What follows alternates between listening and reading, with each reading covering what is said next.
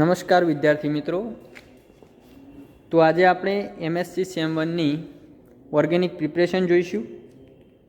તો તે માટે સૌપ્રથમ આપણા પ્રિપરેશનનો એમ છે ટુ પ્રિપેર ડાયબેન્ઝાલ એસિટોન ફ્રોમ બેન્ઝાલ્ડીહાઇડ। તો આ પ્રિપરેશન કરવા માટે સૌપ્રથમ આપણે રિક્વાયરમેન્ટ જોઈ લઈશું કે આ પ્રિપરેશન માટે આપણે કયા કયા કેમિકલની જરૂર પડશે। તો તેના માટે સૌપ્રથમ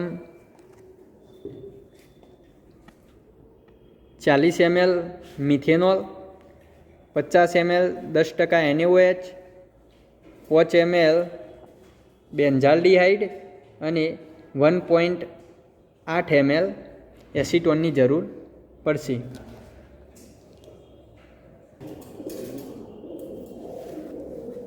તો પ્રિપરેશનની પ્રોસેસ માટે સૌપ્રથમ આપણે એક બીકરમાં 40 ml મિથેનોલ લઈ લઈશું।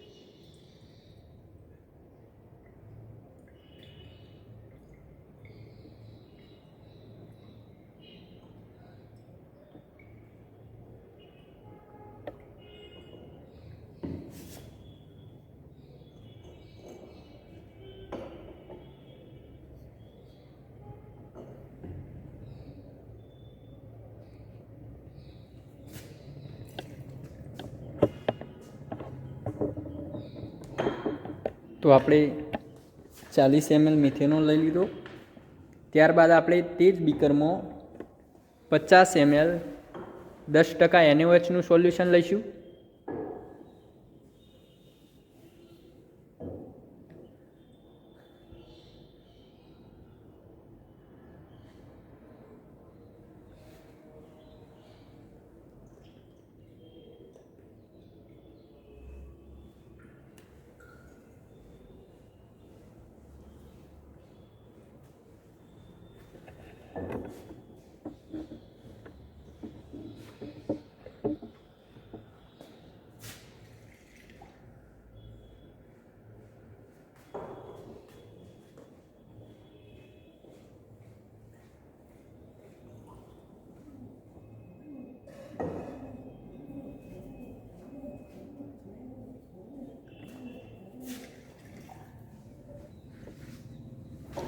તો આપણે 50 ml 10% NaOH લઈ લીધો।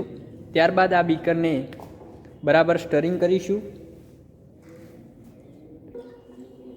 સ્ટરિંગ કર્યા બાદ આ બીકરને આપણે એક ઠંડા પાણી ભરેલા બાષ્પમાં મૂકી દઈશું। બરાબર સ્ટરિંગ કર્યા બાદ આ બીકરને આપણે એક ઠંડા પાણી ભરેલા તપેલીમાં મૂકી દઈશું।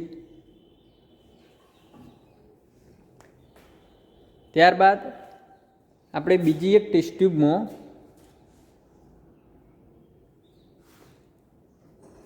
એક મિક્સચર તૈયાર કરીશું કે જેમાં 5 ml બેન્ઝાલ્ડીહાઇડ અને 1.8 ml એસિટોન હશે।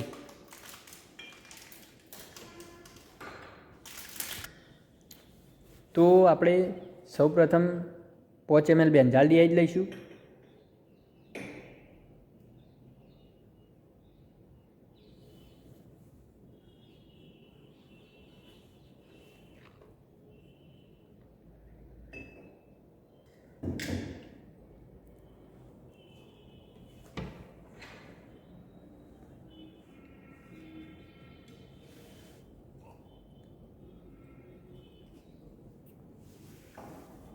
5 ml બેન્ઝાલ્ડિહાઇડ લીધા બાદ તે જ ટેસ્ટ ટ્યુબમાં આપણે 1.8 ml એસિટોન લઈશું.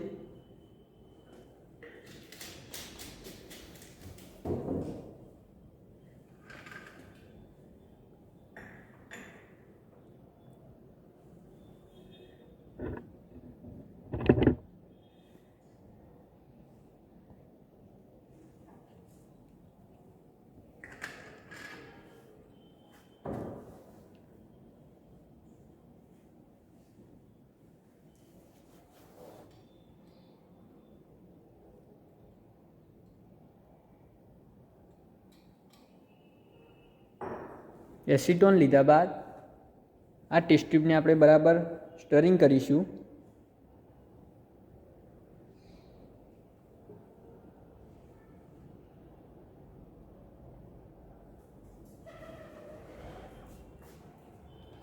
સ્ટરિંગ કર્યા બાદ આ ટેસ્ટ ટ્યુબમાં રહેલા સોલ્યુશનને આપણે જે પ્રથમ આપણું બીકર બનાવ્યું હતું, જે ઠંડા પાણીમાં મૂક્યું, તેમાં ટેસ્ટ ટ્યુબનું અડધું દ્રાવણ આપણે બીકરમાં એડ કરીશું.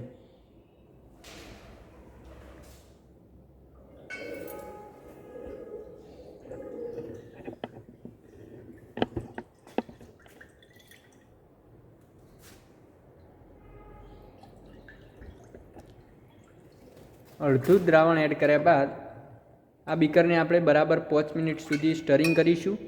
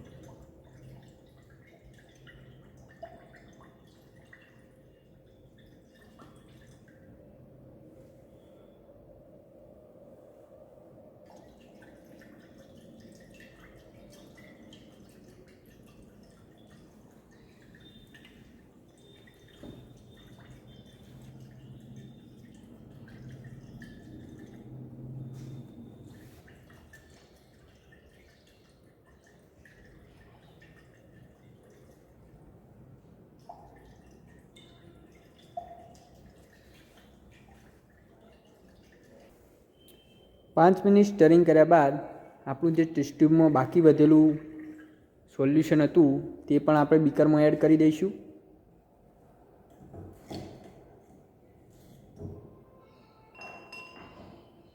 એડ કર્યા બાદ બીકરને આપણે બરાબર 30 મિનિટ સુધી સ્ટરિંગ કરીશું, જેથી આપણને ડાયબેન્ઝાલ એસિટોનના પીપીટી મળી જાય.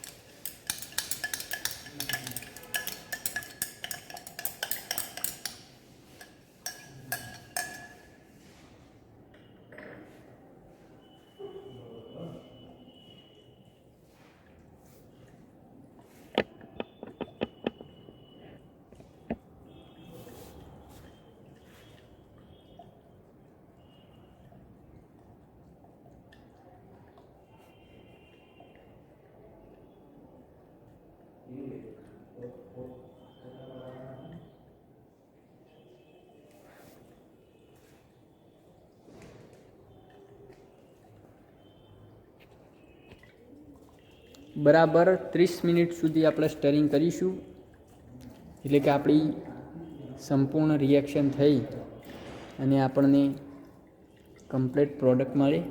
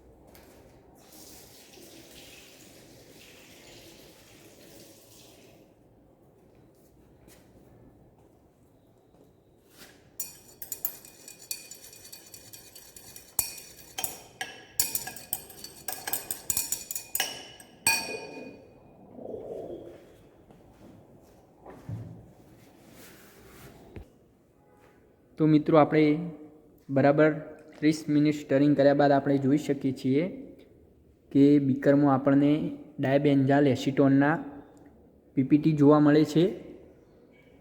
તો હવે આપણે આ સોલ્યુશનને ફિલ્ટર કરી લઈશું અને ફિલ્ટરેટ પર જે આપણા રેસિડ્યુ મળે એ આપણો ડાયબેન્ઝાલ એસિટોન હશે.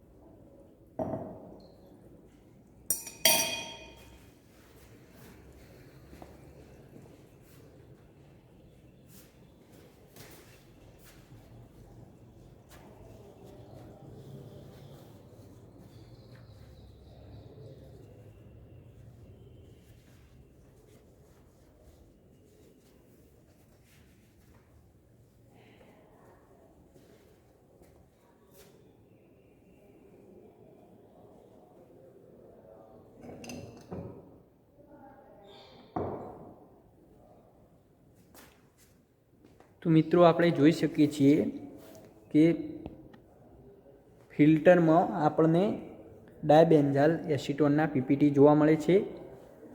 હવે આપણે આ પીપીટીને બરાબર ડ્રાય કરી દઈશું અને ત્યારબાદ તેનું વજન કરીશું અને આગળ પ્રિપરેશનની જે કેલ્ક્યુલેશન હશે તે કરીશું અને તેના દ્વારા આપણને કેટલા ટકા પ્રોડક્ટ મળી તેની ગણતરી કરીશું. તો સૌપ્રથમ આપણે આ પીપીટીને ડ્રાય કરી દઈએ.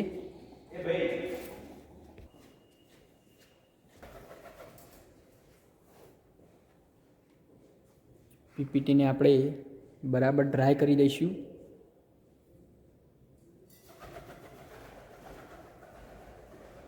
વોટરનો ભાગ પૂરેપૂરો દૂર થઈ જાય ત્યાં સુધી આપણે તેને ડ્રાય કરીશું.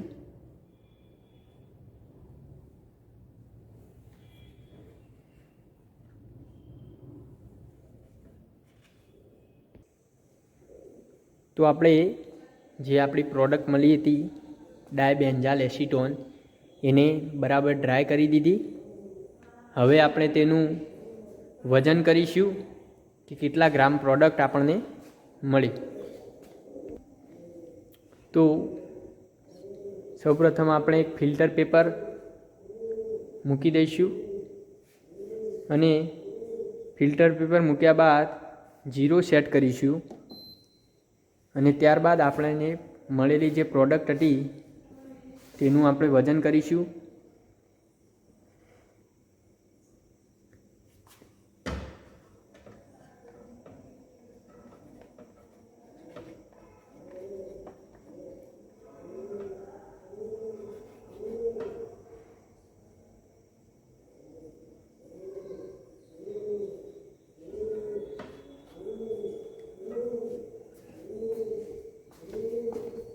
તો આપણે જોઈ શકીએ છીએ કે આપણને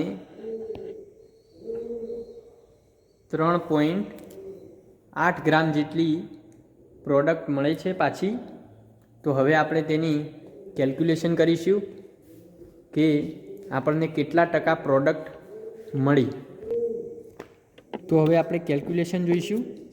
તો કેલ્ક્યુલેશનમાં ફર્સ્ટ આપણે થિયોરિટિકલ yieldજોઈશું, એટલે કે આપણે જેટલું મટીરિયલ લીધું, જેટલા ગ્રામ કે ml, એ પ્રમાણે આપણને જે પ્રોડક્ટ મળે છે એના કેટલા ટકા મળવા જોઈએ એ જોઈશું. તો એના માટે આપણે જોઈશું કે બેન્ઝાલ્ડિહાઇડના ગ્રામ, આપણે બેન્ઝાલ્ડિહાઇડ લીધો બરાબર, એના બરાબર આટલા ગ્રામ ડાયબેન્ઝાલ એસિટોન મળવો જોઈએ. એટલે કે આપણને બેન્ઝાલ્ડિહાઇડના 2 મોલમાંથી ડાયબેન્ઝાલ એસિટોનનો 1 મોલ મળે છે. એટલે કે બેન્ઝાલ્ડિહાઇડના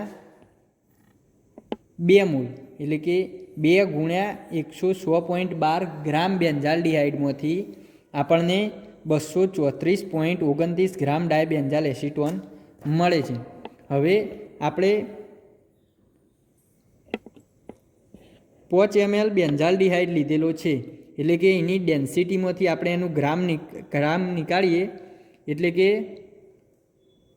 5.2 ગ્રામ આપણે બેન્ઝાલ્ડિહાઇડ લીધો હોય, 5.2 ગ્રામ બેન્ઝાલ્ડિહાઇડ, તો એમાંથી આપણને ડાયબેન્ઝાલ એસિટોન કેટલો મળવો જોઈએ? તો કે 5.2 ગુણ્યા 234.29 ભાગ્યા 2 ગુણ્યા 106.12, એટલે કે આપણને 5.74 ગ્રામ ડાયબેન્ઝાલ એસિટોન મળવો જોઈએ. આ 5.74 ગ્રામ ક્યારે કે આપણે જે આપણું મટીરિયલ લીધું, આપણે જેટલું રો મટીરિયલ ગ્રામ કે ml પ્રમાણે લીધું એના પ્રમાણે આપણને આટલી પ્રોડક્ટ મળવી જોઈએ, એટલે કે 5.74 ગ્રામ પ્રોડક્ટ મળવી જોઈએ.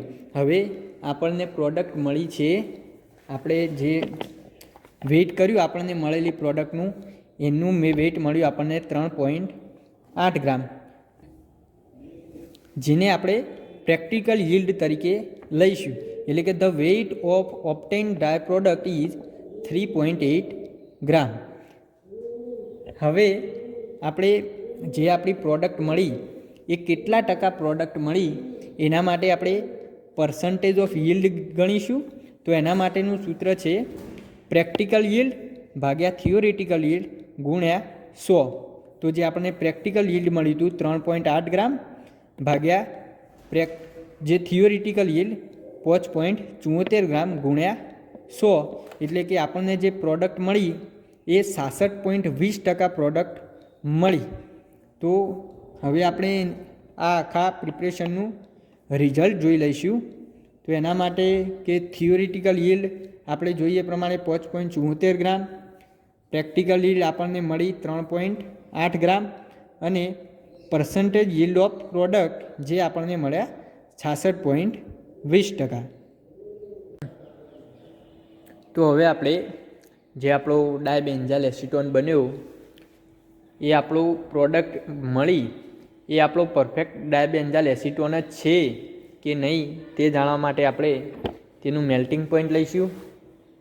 તો ડાયબેન્ઝાઇલ એસિટોનનું મેલ્ટિંગ પોઈન્ટ 110 થી 111 ડિગ્રી સેલ્સિયસ જેટલું છે. તો હવે આપણે મેલ્ટિંગ પોઈન્ટ લઈશું. તો તેના માટે સૌપ્રથમ એક કેપિલરી લઈ તેને ગરમ કરી તેનો એક છેડો આ રીતે બંધ કરી દઈશું. આ રીતે એક છેડો બંધ કરી દઈશું. ત્યારબાદ આ કેપિલરીમાં આપણે જે કમ્પાઉન્ડ મળ્યો આપણો ડાયબેન્ઝાઇલ એસિટોન તેને ભરી લઈશું અને તેનું મેલ્ટિંગ પોઈન્ટ માપીશું.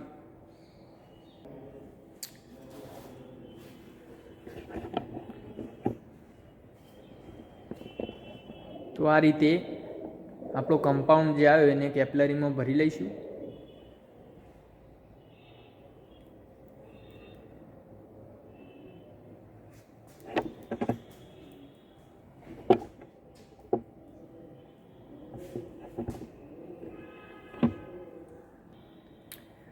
તો આ રીતે આપણે કેપિલરીમાં આપણો પદાર્થ ભરી લઈશું અને હવે આપણે તેનું મેલ્ટિંગ પોઈન્ટ માપીશું. તો તેના માટે સૌપ્રથમ આપણે આ કેપિલરીને થર્મોમીટર સાથે જોડી દઈશું.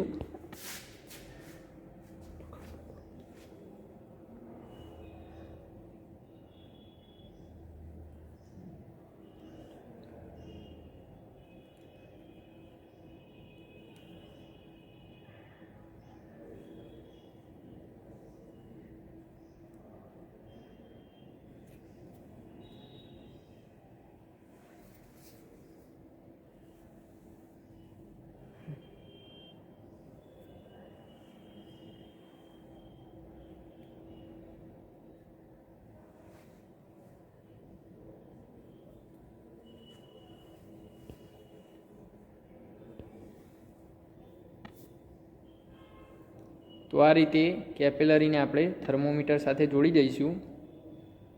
હવે આપણે આગળ મેલ્ટિંગ પોઈન્ટ લઈશું. તો આ રીતે થર્મોમીટરને આપણે પેરાફિન ભરેલા બીકરમાં સેટ કરી દઈશું કે થર્મોમીટરની સપાટી એ બીકરની સપાટીને અડે નહીં તે રીતે સેટ કરીશું અને હીટિંગ આપીશું આપણે. તો જેટલા ડિગ્રી આપણો પદાર્થ મેલ્ટ થવાની શરૂઆત કરે એટલા ડિગ્રીને આપણે મેલ્ટિંગ પોઈન્ટ કહીશું. તો હવે આપણે જોઈએ કે કેટલા ડિગ્રીએ આપણો પદાર્થ મેલ્ટ થવાની શરૂઆત થાય છે.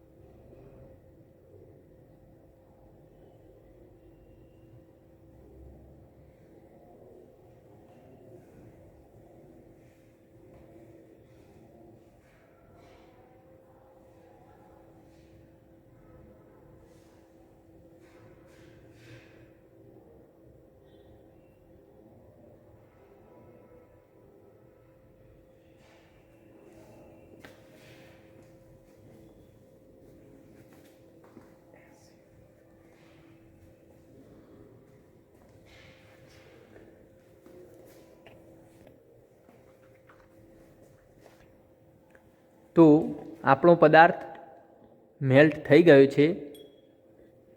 તો હવે આપણે તેનું મેલ્ટિંગ પોઈન્ટ જોઈ લઈએ કે કેટલા ડિગ્રીએ તે મેલ્ટ થઈ ગયું.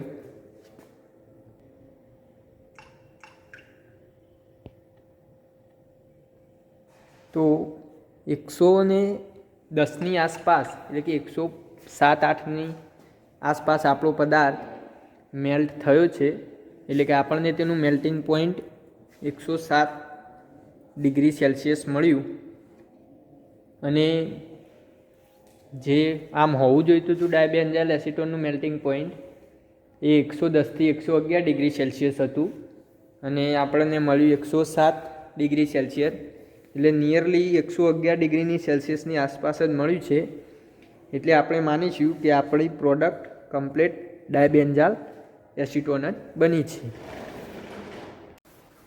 મેલ્ટિંગ પોઈન્ટ લઈ લીધા બાદ હવે આપણી જે પ્રોડક્ટ ડાયબેન્ઝાઇલ એસિટોન છે તેનું આપણે રિક્રિસ્ટલાઇઝેશન કરીશું. તો તેના માટે સૌપ્રથમ આપણે એક બીકરમાં થોડો ઇથાઇલ એસિટેટ લઈ તેને થોડો ગરમ પાણીમાં ગરમ કરીશું.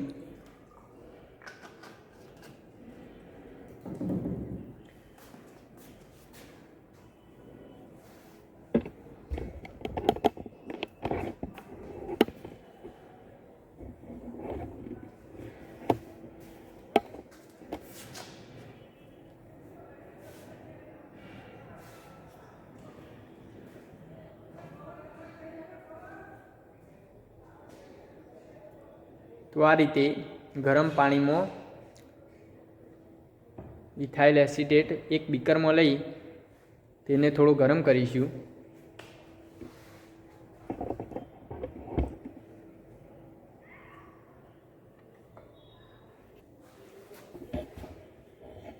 તો હવે આપણે બીકર કે જેમાં આપણો ઇથાઇલ એસિટેટ ગરમ કરવા મૂક્યો તો તે બીકર લઈ લઈશું, અને મિનિમમ ઇથાઇલ એસિટેટમાં આપણો પદાર્થ ઓગાળીશું. તો સૌપ્રથમ આપણે આપણો બધો જ જે કમ્પાઉન્ડ મળ્યો હતો એને એક બીકરમાં લઈ લઈશું અને તેને મિનિમમ ઇથાઇલ એસિટેટમાં ઓગાળીશું.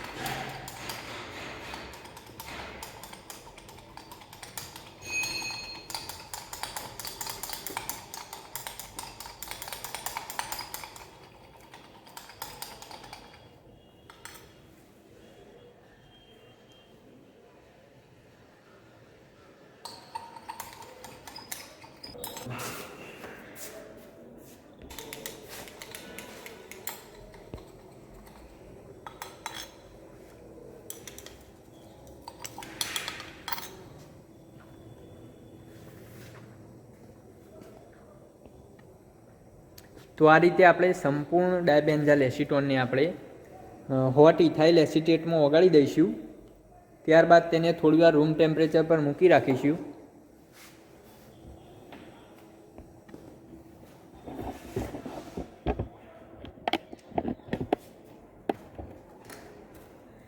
રૂમ ટેમ્પરેચર પર ઠંડુ પાડ્યા બાદ આપણે તેને 15 ડિગ્રી સેલ્સિયસ એનું તાપમાન થાય એટલે કે ઠંડા પાણીમાં આપણે તેને આ બીકરને મૂકી રાખીશું અને આપણને જે પીપીટી મળે પાછા તે આપણો પ્યોર ડાયબેન્ઝાઇલ એસિટોન હશે. હવે આપણે આ બીકરને ઠંડા પાણીમાં મૂકીશું.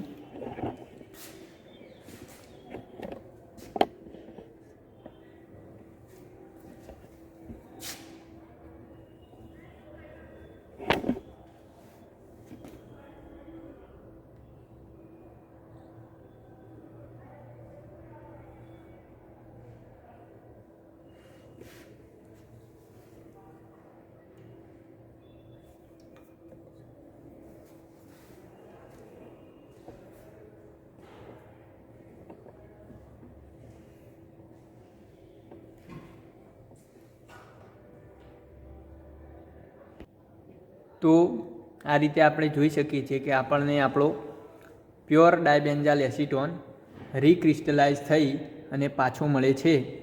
હવે આપણે તેને ફિલ્ટર કરી લઈશું.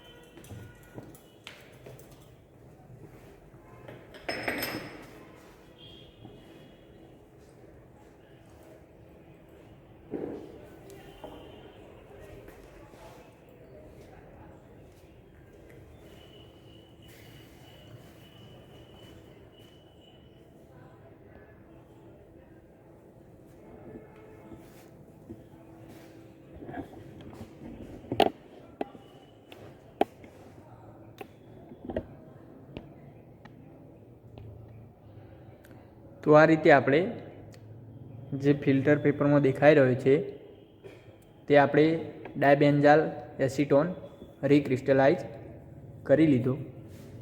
Thank you.